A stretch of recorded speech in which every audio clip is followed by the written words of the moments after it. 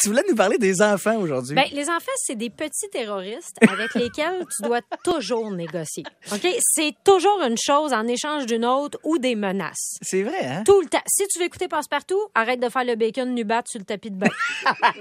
Arrête de mettre ce AK-47 dans ta bouche, sinon je te l'enlève. C'est tout le temps ça. Puis des arguments genre se blesser, ça marche pas, ça. Moi, j'ai un vieux bain sur patte chez nous, OK, qui arrive aux épaules de mon gars.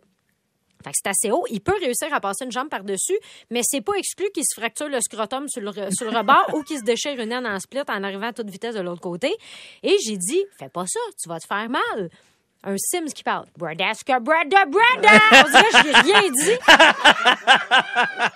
Il faut absolument que ce soit quelque chose de monnayable avec ton enfant. Fait qu'arrête de monter sur le bord du bain, sinon tu pourras pas mettre toute ta main dans tes fesses. Qu'est-ce que tu fais là? Enlève ta main dans tes fesses, sinon tu pourras pas manger le vieux fromage dur avec du poêle que t'as trouvé à terre. Ce que tu fais là? Arrête de cacher du fromage en dessous du calorifère. C'est dégoûtant, un enfant. C'est vrai. Faut toujours que tu y ouvres la bouche pour voir ce qu'il mange. Est-ce que c'est des macaronis dans son assiette ou un vieux bonbon au gingembre qui appartenait à l'ancien propriétaire décédé en 1982? On le sait pas!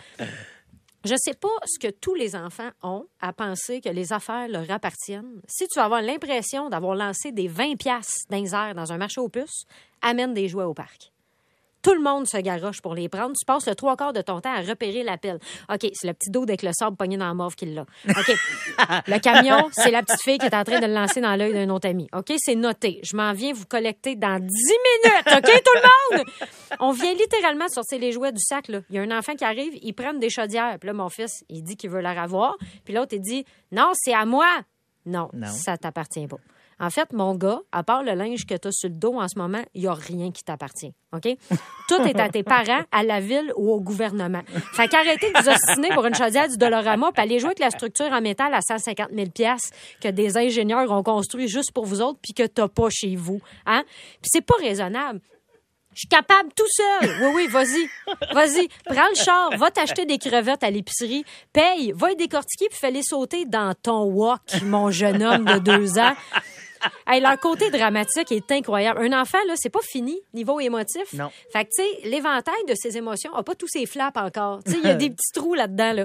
Fait que lui, quand il a pas envie, disons, de mettre des pantalons, OK? Il fait une finale solo de danse moderne. Fait qu'en gros, il se lance à terre sur le côté en position sirène, puis il tire ses bras en avant de lui. Puis là, il colle sa face à terre en pleurant. Non! Pas des pantalons! Ben oui, toi, des pantalons. Hey, je veux juste te dire que dans le monde, là, il existe des enfants qui travaillent dès l'âge de 3 ans dans des usines de textiles, 12 heures par jour pour peut-être manger l'équivalent d'un breton sale. Fait que sérieux, mets tes pantalons.